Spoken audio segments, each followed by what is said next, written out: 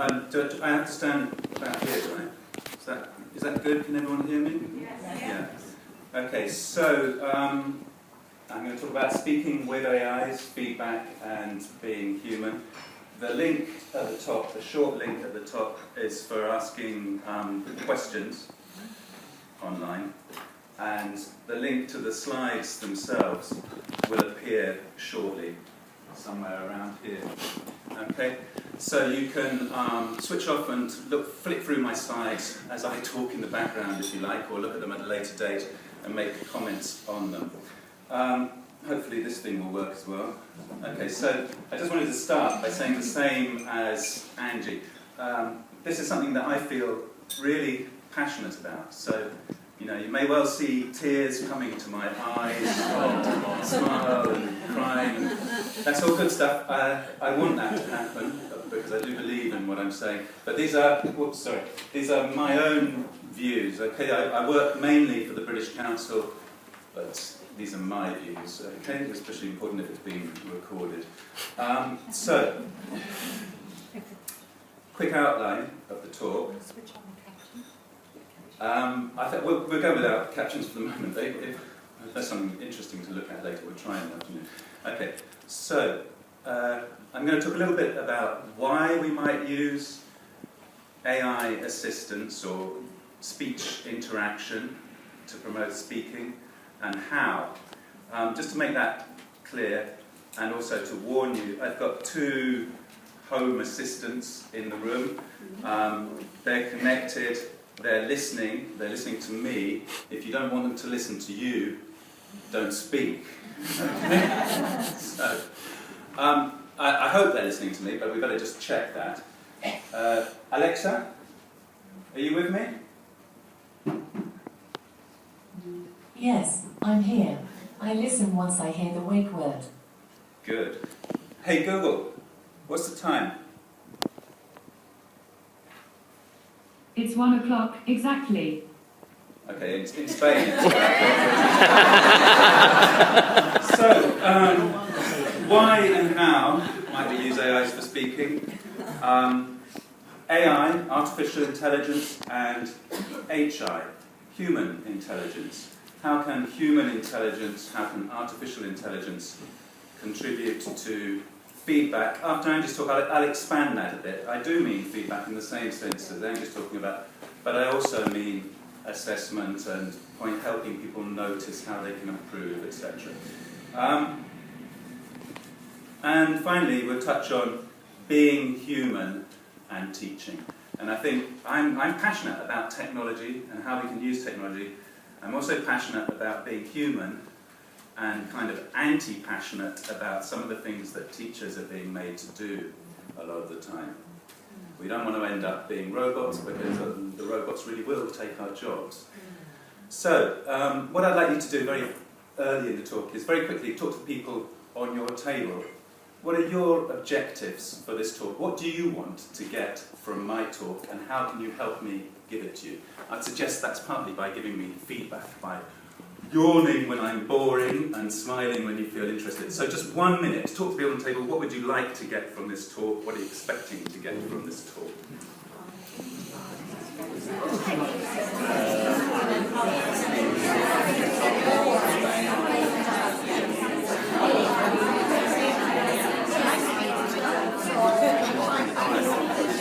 Good in the time. Give me lots of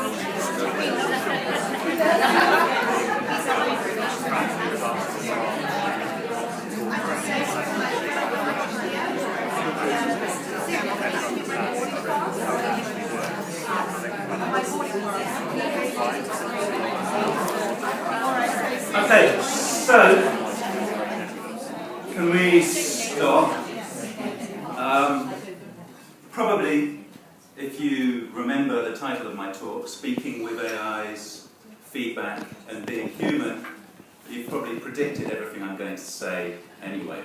That should help a lot. So why use speech interaction with things like Google Home or Alexa or whatever? Basically, my premise is that we can do more meaningful, motivating, fun, opportunities for speaking in our classrooms. This is why I'm using them in my classroom. But, of course, context is everything. So as we've already heard today, what works is not the right question in education. Everything works somewhere and nothing works everywhere. Context is entirely important, which is why I want to tell you a little bit about me and where I'm coming from. I should also say something about how I conceive of context. My understanding of context is not just the physical environment that we're in and the people that are around us, the social context. It's also the way I construct that context, how I understand it, how I interpret it, which is why my personal experiences, life experiences, my cultural background, my evolutionary, biological sense of the world are important in how we construct context, which gives you a bit of a clue about something that AI and robots probably can't do. So I started my academic career in biochemistry because I'm interested in what it is to be human, to feel the world around you, and embodied human in the world, understand what being human is. But I moved on to working in artificial intelligence and doing research in artificial intelligence, and particularly in education. So I spent more than 12 years, or 15 years or so, in academic educational technology research, working in an AI department or in the Institute of Education in the Knowledge Lab, as it was called then.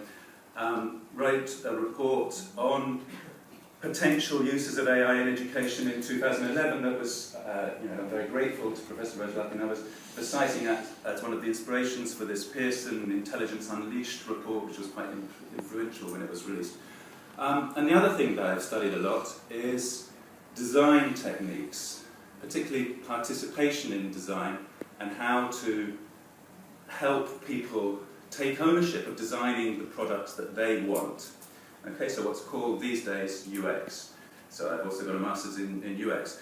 So that is where I'm coming from academically, but I am of course also a teacher.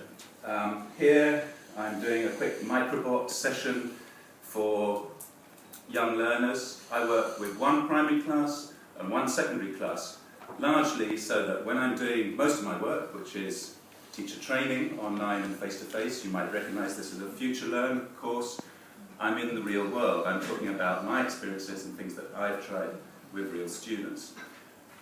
So basically, I am a teacher and a teacher trainer, but I also have a background in technology and technology research for education and technology. So to go back to why, my reasons for using AI and voice interaction in the classroom are born from the challenges I experienced as a teacher in the classroom. They're grounded in challenges that I face, and I think, maybe I could use this to help me. I think that's the right way to go about designing interactions with technology. So to give you an example, I think maybe, and this is, I'm afraid it's a very similar example to one that was given earlier by the Cambridge people. 3-4 years ago, I was doing teacher training, and for some reason I was doing a session on pronunciation, and it was in Spain, looking at minimal pairs. Can you hear the difference between ship, sheep? If I say sheep, everyone go ba, ba. Are you ready? Sheep. Ba. If I say ship, go, this is like the sails of a ship, yes, okay.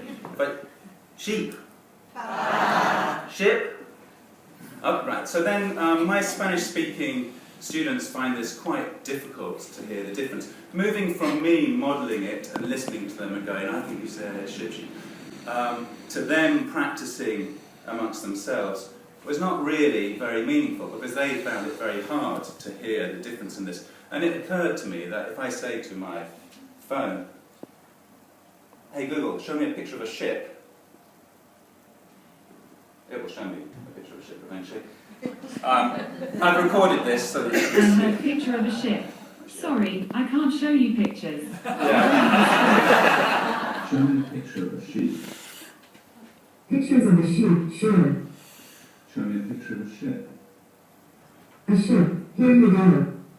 Show me a picture of a cup. These pictures should match. Show me a picture of a cat. Okay, pictures of a cat. Okay, so for me this is far more motivating, meaningful and fun with adults, with children, desperately trying to get their phones to show them the thing they're saying. This is more meaningful than speaking, in this case, to another human with the same problems at discriminating the sounds. And my role is to go around and watch their expressions and see who's getting frustrated and give their encouragement. This is the kind of feedback that I'm interested in. Detecting, empathising, being compassionate and helping them do this. So that's one example. And another is, I returned to teaching primary kids after a long break about 5 or 6 years ago. And a lot of the materials that we're now using in British Council are very project-based, very CLIL, content-oriented. So I have a problem that I teach monolingual classes, bilingual, Basque and Spanish, but they don't have a very genuine reason to speak to each other in English. And they're putting their hands up and asking me questions all the time. Hey, Josh, how do you say in English? How do you spell? And all kinds of questions like this. And I'm going, which one shall I answer first? And running around, and I'm thinking, hang on, that's the kind of thing that Google or that Alexa can do. Why don't I get them to ask those kinds of questions to the machine and make more space for me to more carefully see what's going around and target the right kinds of interventions, the kinds of things that I want to do.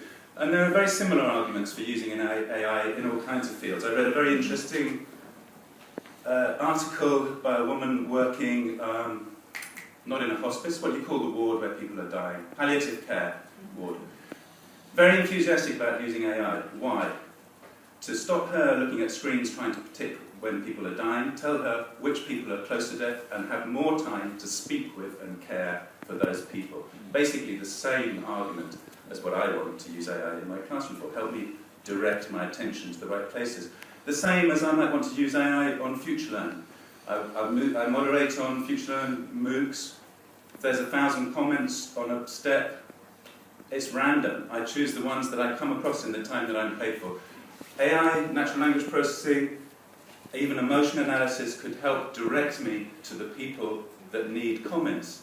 Particularly, I feel so sorry for the people who never get a reply. You know, why doesn't this thing just tell me, so-and-so, so-and-so, and so-and-so have never received a reply, but they've made comments. I would make the comments for those people. It would save me so much time. So this is the kind of thing that interests me in using AI. To check, just so that you believe how these work, for example, I think, Alexa, can you spell awkward? Awkward is spelled A-W-K-W-A-R-D.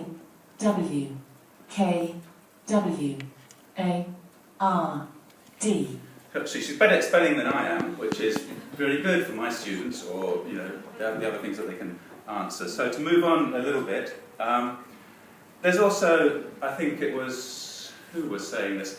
You make hypotheses about what you should do as a response to a challenge, and you look at the research around it that supports your hypothesis about what you might do. There is a lot of research, and there has been for a long time, using robots and speech interaction with primary students, and the findings are nearly always the same. It lowers anxiety. Students have a more positive attitude towards English. They're less fearful of making mistakes speaking to a robot. It is more playful. So these things were all encouraging me to carry on with my experiments. So how might we use speech recognition and voice interaction in class? I think it's already obvious how I'm using it. There's lots of ways we might use it. But particularly talking about tasks, projects, CLIL. There are so many, the kids are doing a project on the solar system. I would like you to research a planet, to make a poster about that planet.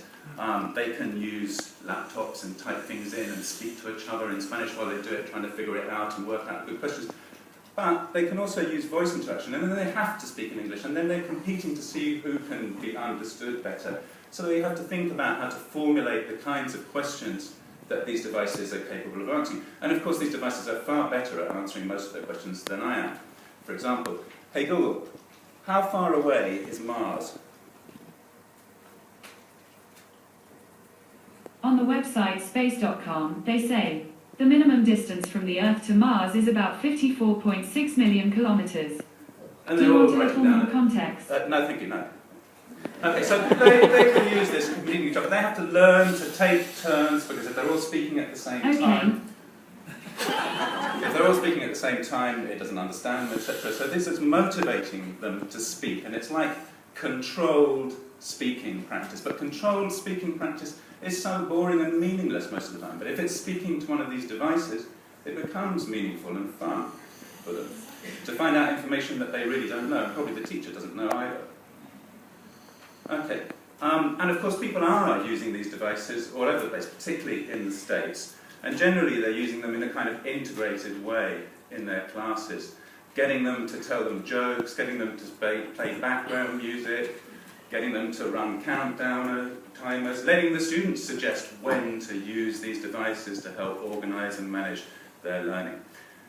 So I'm not talking about AI devices taking over our teaching, obviously. I'm talking about using them in an integrated way and exploiting this to promote and motivate speaking.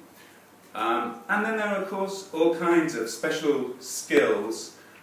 Skills are like apps for voice devices, or I can't remember what they call them, actions on Google, that you can use. You know, there's Guess the Animal, you can tell it to play Guess the Animal, and you have 20 questions to identify what it is. Jeopardy, telling jokes, making quizzes. I'll trust. How long have we got? Am I going way over time? Okay, well, 15 minutes. 15 minutes. I guess we'll only look at one, for example. But if I'm worried about leaving this and it all turning into running into problems. But you can use voice experiments from Google, for example, maybe with primary something like this. It will allow me to create a mythical animal by speaking the names of the animals. It might do if it loads. Okay. It's going very slowly, so I'm a bit worried it might not work. In the session after lunch, we can try out a lot of these things.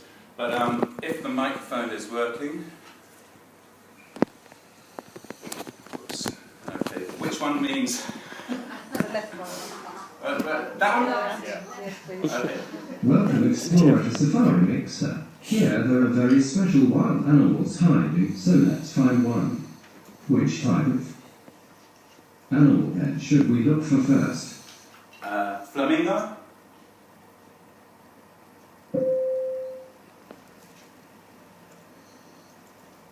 Flamingo?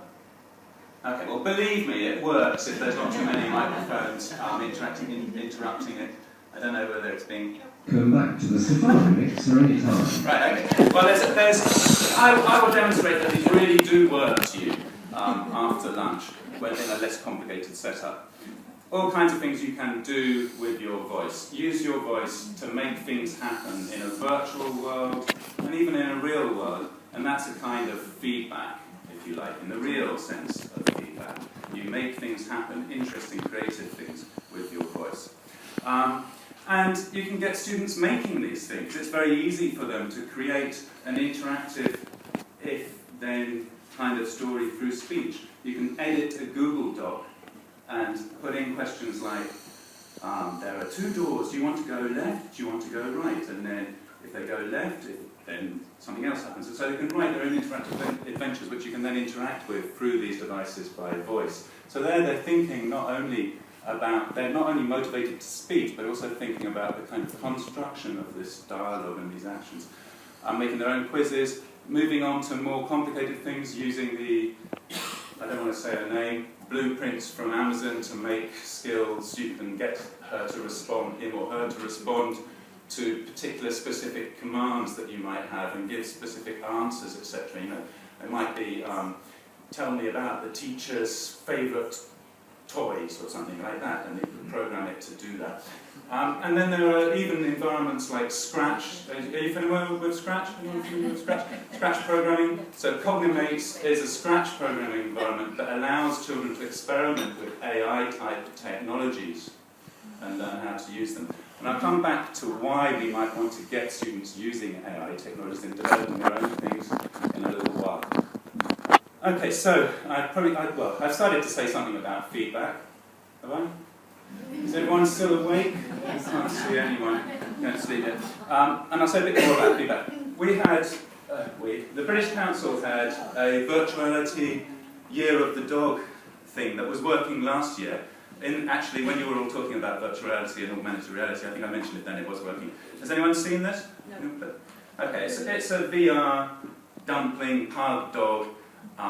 It doesn't work anymore, it's gone offline. But previously, you could speak to it in Chinese and English.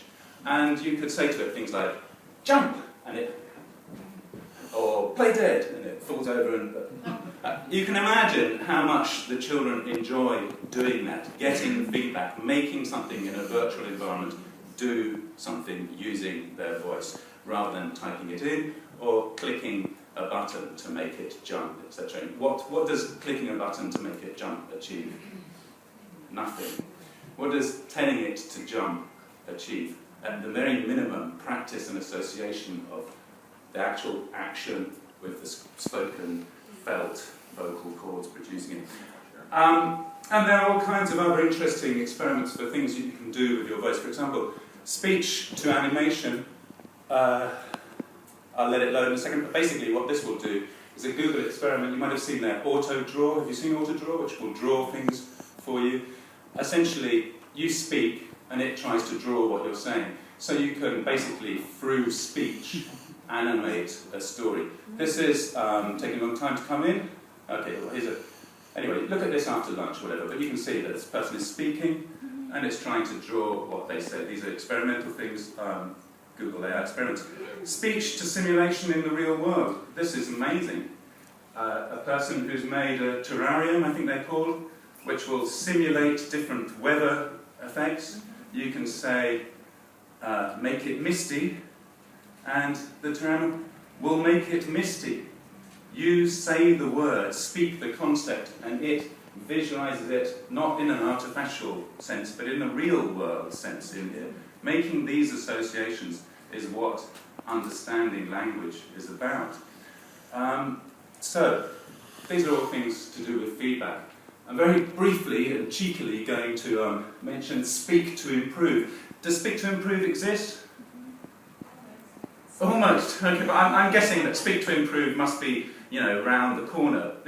Wouldn't I love it if in my classroom I could say, okay, what I'd like to do now is, in pairs, speak to each other about the question in the middle of the circle for 2 or 3 minutes, and then after a set time, the thing will go, okay, now I'd like you to decide which is the most important thing. And I can go around and monitor and see what's happening, and also get transcripts of what they've said, maybe even marked up with stuff that I can't do because my brain's not good enough at it. How many discourse markers did they use? Are those typical of what level of language learning, etc.? That kind of assessment feedback automated for me, while I do the important thing of checking how everyone is. Thank you, 10 minutes, good, okay. Are we good for another 10 minutes? Can I go on for another 10 minutes? Right. So, that's a kind of fantasy, because I don't think it quite exists yet, but it's not far away. If you look at the transcripts of what your Amazon or Google device does when people talk to it, you have a recording of it, you have the transformation of that into text. Yes, it doesn't work as well with people speaking English as a foreign language as it does with native speakers, which is very interesting. In fact, let me tell you a little anecdote. I have my Google Home device set in Spanish and English because I live in a bilingual family.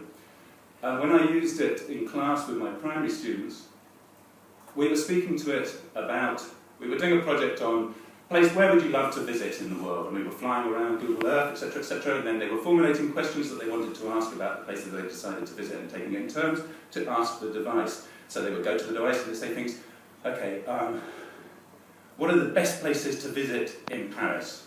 Or whatever it was. But some of them were saying it with that kind of pronunciation, and others were saying, what are the best, but with a very Spanish pronunciation. And bizarrely, the device was responding in English to people with a very English pronunciation, and in Spanish to people speaking English with heavily Spanish accented questions. And I was like, and the kids were like, and they were saying, well, why is it speaking to her in English, and it's speaking to me? And then they were formulating their own ideas about why that might be, and coming to the conclusion that it was to do with the sound and the rhythm of their voice. Now, I don't know how Google is making that decision, but it's very, very curious, and it's very interesting in terms of feedback and noticing, and them coming to their own conclusions and working on what are we doing here? It's hard to get them to understand why their pronunciation is problematic, because I can understand them. I've lived in Spain for half a lifetime, but, you know. Anyway, another reason to use this kind of device. So finally, AI and HI. Can you remember what HI was? Okay, so AI, artificial intelligence and human intelligence. Apparently, this is an equation that some guy, very important Chinese researcher, has come up with. Computers are the best ever left brain for logic and rationality. I don't care if you don't believe in left brain, right brain, but rationality and logic. Humans are the best ever right brain for creativity, judgment, and wisdom. I just want to focus on judgment and wisdom. I'm not sure about creativity. AI is becoming very, very creative, and my students are producing things they couldn't possibly do without AI as a result of AI. For example, if you've ever tried Melobytes or song lyric generator, these are my primary kids, they can write a little bit of a song, get the song lyric generator to generate all the lyrics, stick it into Melobyte, and it will turn it into an animated musical video, inventing an AI kind of music for them. This is very creative, and it's kind of mixed AI student creation. But judgment and wisdom, I really do think, are human qualities, and partly because of our biological lived nature of the world, which is what I will come to now. So, together, I firmly do believe that AI and HI can deliver better feedback and learning experiences and help people notice what they're good at and what they need to improve. This is the links to all of the quotes are in the slides. If you go to the slides and you click on it, you'll find, and in the speaker's notes as well. So what should humans be doing if AI can do all of this stuff? I would say making it meaningful, making the experience, the learning experience, meaningful. We feel, therefore we learn. This is coming from neuroscience, from studies of the brain and how we learn. It's not me making it up. Here's a recent news report. The emotional connection that can result when teachers make learning personally relevant to students is what differentiates superficial, rote, topical assimilation of material from a superlative education marked by deep mastery and enjoyable learning. That's a newspaper take on it. HI is emotional. So what I'm saying here, what they're saying is human intelligence is emotional, is grounded in emotions. We make the decisions we make because of the way we feel, through our evolution, through our empathy for other people. And this is not the same as talking about emotional intelligence. Emotional intelligence is another thing. I'm saying that all human intelligence is emotional, fundamentally. The real reason emotions matter is that they influence the meaning students make of what they're learning, the connections they forge between a pressing question they care about, a role for a teacher here, identifying that, helping them identify those things, and new pieces of information. Emotions determine whether academic information will be processed deeply and remembered, and whether it will be influence students' thinking in the future, inside and outside of school, which is what we want to achieve. So, human intelligence and AI can deliver a better result. And now I've lost myself in my slides.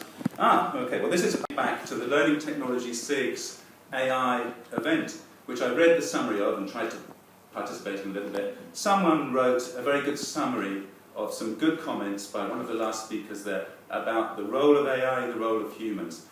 Creativity will always beat tenacity. Machines have tenacity. You cannot out-repeat the machine. You can out-human it. Okay. Engage with AI and technology in general. See it as an opportunity rather than a threat. AI systems are assistants, not replacements. But we do need to be vigilant and we do need to participate. This is who made those comments in the Learning Technology PCE event. So, I'm claiming that your value as a human teacher are your values, and that what we should be doing is helping people have values. AI can do a lot of the other stuff for us. HI is emotional. I've said it again. Don't be a robot, be emotional. Here's some interesting advice in the age of AI from a Guardian cartoonist. Hopefully it will appear at some stage. Can you guess what the advice was from the Guardian cartoonist to people in the age of Look, robots are taking British jobs.